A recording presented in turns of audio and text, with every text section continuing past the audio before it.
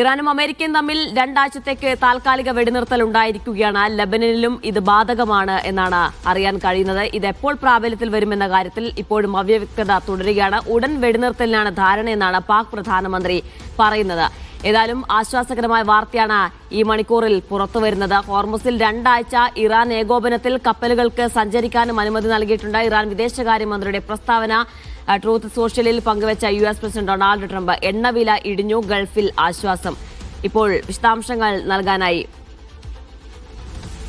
MC നാസറും Aftab റഹ്മാനും ചെയ്യുന്നുണ്ട്. ആദ്യം MC നാസറിലേക്ക് പോവുകയാണ്. നാസർ, ആശ്വാസമാണ് രണ്ടാഴ്ചത്തേക്ക് താൽക്കാലിക വെടിനിർത്തൽ നിലവിൽ വരുന്നു എന്നത്. ഇത് എപ്പോൾ വെടിനിർത്തൽ വരും നിലവിൽ എന്നതിനെ പറ്റി എന്തെങ്കിലും വിവരം നമുക്ക് ലഭിക്കുന്നുണ്ടോ? ഒപ്പം തന്നെ ഈ വെടിനിർത്തൽ പ്രഖ്യാപനത്തിന് ശേഷം ഏതെങ്കിലും തരത്തിലുള്ള അനുകൂലമായ ഒരു സാഹചര്യം ഈ ആഗോളതലത്തിൽ ഉണ്ടായി വരുന്നുണ്ടോ? പ്രത്യേകിച്ച് എണ്ണവിലയുടെ കാര്യത്തിൽ ഈ ഹോർമുസ് കടലിടുക്ക് ഉടൻ തുറക്കുമെന്നൊക്കെ പറയുമ്പോൾ അതിന്റെ ഒരു പ്രതിഫലനം ഈ മണിക്കൂറിൽ കണ്ടു തുടങ്ങിയിട്ടുണ്ടോ?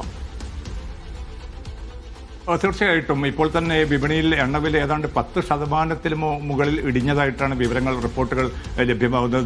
നേരത്തെ $100-110 അതിനു മുകളിലേക്കും എത്തിയിരുന്ന ഒരു നിരക്കാണ് ഇപ്പോൾ വലിയ തോതിൽ തന്നെ കുത്തനെ ഇടിഞ്ഞിരിക്കുന്നത്. അതോടൊപ്പം തന്നെ ഓഹരി വിപണികളിലും വലിയ മാറ്റങ്ങൾ ലോകതലത്തിൽ തന്നെ പ്രകടമാണ്. ഈ ഘട്ടത്തിൽ സാമ്പത്തിക രംഗത്ത് നമുക്കറിയാൻ സാധിക്കും വലിയ തോതിലുള്ള അനിശ്ചിതത്വം തന്നെ നിലനിന്നിരുന്നു. അത് ഈ എണ്ണ കടത്തുമായി ബന്ധപ്പെട്ട് മാത്രമായിരുന്നില്ല, മറ്റ് പല അസംസ്കൃത ഉൽപ്പന്നങ്ങളുടെയും നീക്കത്തെ പോലും ഇത് വളരെ പ്രതികൂലമായിട്ട് പിന്നിട്ട് ഒരു 39-40 ദിവസമായിട്ട് പ്രതികൂലമായിട്ട് ബാധിച്ചിരുന്ന ഗൾഫ് മേഖലയിലാണെങ്കിൽ ഒട്ടുമിക്ക സ്ഥാപനങ്ങളെയും ഇത് വലിയ തോതിൽ തന്നെ പ്രതികൂലമായിട്ട് ബാധിക്കുന്ന ഒരു സാഹചര്യമുണ്ടായി. കാരണം അസംസ്കൃത വസ്തുക്കൾ ലഭ്യമല്ലാത്തത് കൊണ്ട് വിപണിയിൽ വലിയ തോതിൽ തന്നെ നിരക്ക് വർധന രൂപപ്പെട്ടിരുന്നു. അവശ്യ വസ്തുക്കളുടെ പോലും വിലയെ ഇത് ബാധിക്കുന്ന ഒരു സാഹചര്യം പല ഗൾഫ് രാജ്യങ്ങളിലും ഉണ്ടായിരുന്നു. ഇതിനൊക്കെയാണ് ഇപ്പോൾ താൽക്കാലികമായിട്ടെങ്കിലും ഒരു അറുതി വരുന്നത്. കാരണം ഇന്നലെ രാത്രി വരെ ഉണ്ടായിരുന്നത് വലിയ ഒരു ആശങ്കയുടെ ഒരു സാഹചര്യം തന്നെയായിരുന്നു. കാരണം ട്രംപ് ഒരു 48 മണിക്കൂർ എന്ന സമയപരിധി അടുത്ത ഒരു ദിവസം കൂടി നീട്ടി നൽകുന്നു. ഒടുവിൽ ഇന്ന് വെളുപ്പിന് അത് അവസാനിക്കുന്നതിന് മുമ്പ് ഏതെങ്കിലും അർത്ഥത്തിൽ ഒരു ഇടപെടൽ ഉണ്ടായിട്ടില്ല എങ്കിൽ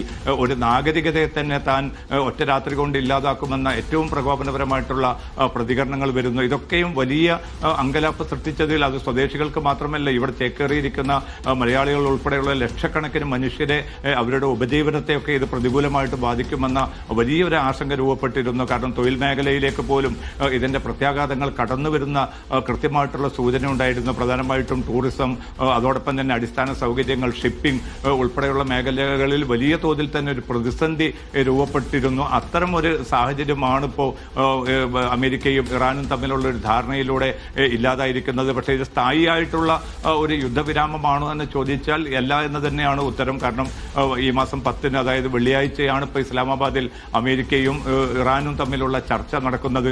അത് പ്രത്യക്ഷമായിട്ടുള്ള ചർച്ചയാണോ അതോ ഇടനിലക്കാരായിട്ടുള്ള പാകിസ്ഥാൻ ഉൾപ്പെടെയുള്ള മധ്യസ്ഥ രാജ്യങ്ങൾ ചേർന്നാണോ ചർച്ച മുന്നോട്ട് നീക്കുക എന്ന കാര്യത്തിൽ വ്യക്തത ഇല്ല. അതോടൊപ്പം തന്നെയാണ് 15 നിർദ്ദേശങ്ങളാണ് പ്രധാനമായിട്ടും അമേരിക്കയും ഇസ്രായേലും ഉൾപ്പെടെയുള്ള രാജ്യങ്ങൾ മുന്നോട്ട് വെച്ചിരുന്നത്. ആ 15 നിർദ്ദേശങ്ങൾക്ക് ബദലായിട്ട് 10 നിർദ്ദേശങ്ങൾ ഇറാനും മുന്നോട്ട് വെച്ചു. ഈ രണ്ട് രാജ്യങ്ങളും മുന്നോട്ട് വെച്ചിരിക്കുന്ന നിർദ്ദേശങ്ങൾ തമ്മിൽ വലിയ പൊരുത്തക്കേടുകളുണ്ട്. കാരണം 15 നിർദ്ദേശങ്ങളിൽ ഇറാനെ സൈനികമായിട്ട് ദുർബലപ്പെടുത്താനുള്ള പല വ്യവസ്ഥകളും ഉൾപ്പെടുന്നുണ്ട്. അതിന്റെ ബാലിസ്റ്റിക് മിസൈലുമായി ബന്ധപ്പെട്ട് അത് പരമാവധി നിയന്ത്രിക്കണമെന്നത് ഉൾപ്പെടെയുള്ള ഒരു നിർദ്ദേശമുണ്ട്. അതോടൊപ്പം തന്നെ ആണവ പരീക്ഷണവുമായി ബന്ധപ്പെട്ട യുറേനിയം സമ്പുഷ്ടീകരണത്തിന്റെ തോത് കുറയ്ക്കണമെന്ന നിർദ്ദേശമുണ്ട്. അങ്ങനെ പൂർണ്ണമായിട്ടും ഇറാന് വരിഞ്ഞു മുറുക്കുന്നതായിട്ടുള്ള ചില ഉപാധികളാണ് ഇപ്പോൾ ട്രംപ് ഭരണകൂടം മുന്നോട്ട് വെച്ചിരിക്കുന്നത്. പക്ഷേ അതിന് ബദലായിട്ട് തങ്ങൾക്ക് നേരെയുള്ള ആക്രമണം സമ്പൂർണ്ണമായി തന്നെ നിർത്തലാക്കണം.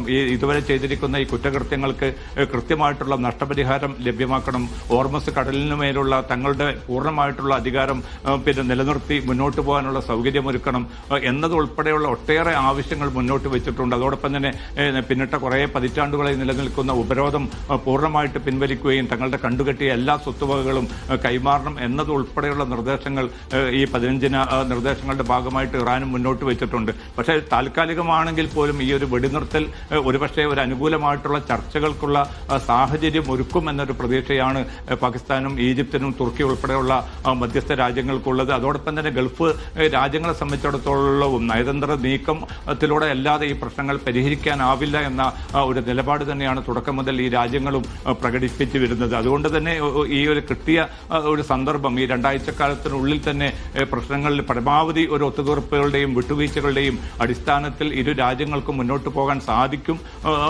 സാധിക്കുമെന്ന ഒരു പ്രതീക്ഷ ശക്തമാണ്. മധ്യസ്ഥ രാജ്യങ്ങളും ആ പ്രതീക്ഷ തന്നെയാണ് ഇപ്പോൾ ഈ ഘട്ടത്തിൽ പങ്കുവെക്കുന്നത്. പക്ഷേ വെള്ളിയാഴ്ച നടക്കുന്ന ചർച്ചയിൽ അമേരിക്ക സ്വീകരിക്കുന്ന നിലപാടുകൾ എന്തായിരിക്കും, അതോടൊപ്പം തന്നെ അതിനോട് ഇറാന്റെ പ്രതികരണം എന്തായിരിക്കും എന്നതിനെ ആശ്രയിച്ചായിരിക്കും തുടർ ചർച്ചകളും മറ്റും നടക്കുക.